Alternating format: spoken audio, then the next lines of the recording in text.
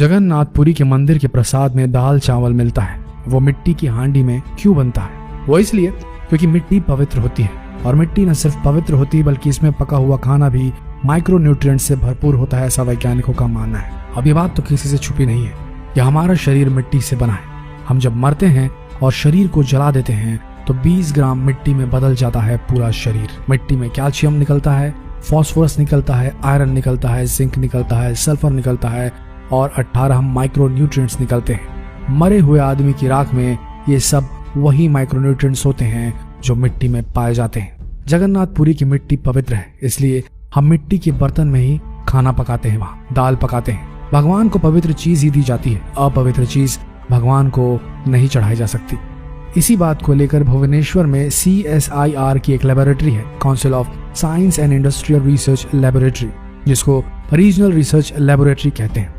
भुवनेश्वर के कुछ वैज्ञानिकों ने विश्लेषण किया कि जगन्नाथपुरी के मिट्टी के बर्तनों में बनने वाली दाल में आखिर क्या है, लेकिन वैज्ञानिक जगन्नाथपुरी की दाल का विश्लेषण करने में असमर्थ रही, जिसे मिट्टी के बर्तनों में पकाया गया था। फिर दिल्ली के कुछ वैज्ञानिकों ने उस पर काम किया, एक प्रेशर कुकर पर बनी दाल पर और दूसरा जगन्नाथपुरी की मिट्टी की हांडी में बनी दाल पर, और उनका जो रिजल्ट है वो रिसर्च रिपोर्ट में है कि जगन्नाथपुरी की मिट्टी की हांडी में बनी दाल में एक भी माइक्रोन्यूट्रिएंट पकने के दौरान कम नहीं हुआ था।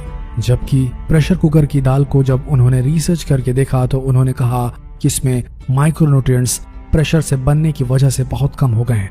उन्होंने कहा जगन्नाथपुरी की दाल मिट्टी की हांडी में पकाई तो 100% माइक्रोन्यूट्रिएंट्स उसमें बचे हुए हैं, और जैसे ही प्रेशर कुकर में पकाई गई तो इसे माइक्रोन्यूट्रिएंट्स मात्र 13% ही बचे, 87% नष्ट हो गए। प्रेशर कुकर में दाल को जब पकाया जाता है तो उसके मॉलिक्यूल्स टूट जाते हैं। लोगों को ऐसा लगता है कि दाल तो पक चुकी है, लेकिन वास्तव में ऐसा नहीं होता।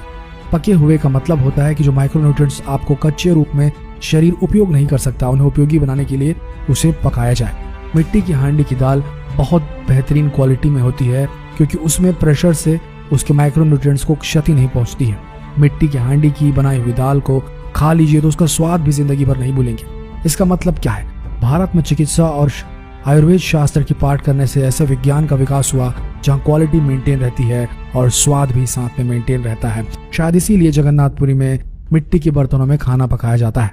माइक्रोन्यूट्रिएंट्स की पूर्ति अगर नियमित रूप से होती रहे तो आपका शरीर ज्यादा दिनों तक बिना किसी दूसरे की मदद से काम करता रहता है। हजारों सालों से मिट्टी के बर्तनों में इस देश में खाना बनाया जा रहा है। पहले हम एल्यूमिनियम के बर्तनों में खाना नहीं पकाया करते थे।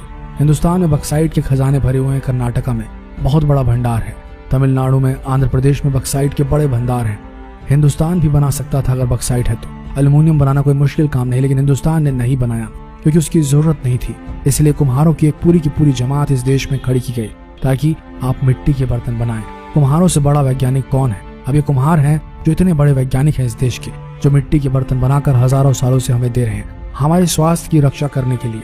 हमने उनको नीची जाति बना दिया है, लेकिन कुम्हार नीचे कैसे हो गया जो सबसे बड़ा वैज्ञानिक का काम करता है? मिट्टी के बर्तन बनाकर आपके माइक्रोन्यूट्रिएंट्स को, आपके सूक्ष्म पोषक तत्वों को कम नहीं होने देने के लिए मिट्टी का सिलेक्शन करता है वो, ताकि आप उसमें खाना बना सके। मिट्टी के बर्तन जिसमें कुल्हड़ बनता है, अलग अलग मिट्टियों से अलग अलग बर्तन बनाए जाते हैं।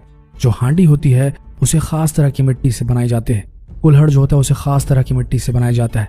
जो हांडी होती है उसे ऐसी मिट्टी से बनाया जाता है जिसमें कैल्शियम और मैग्नीशियम अधिक हो, इसीलिए जो भी पोषक तत्व रहते हैं बहुत बेहतरीन तरीके से बने रहते हैं।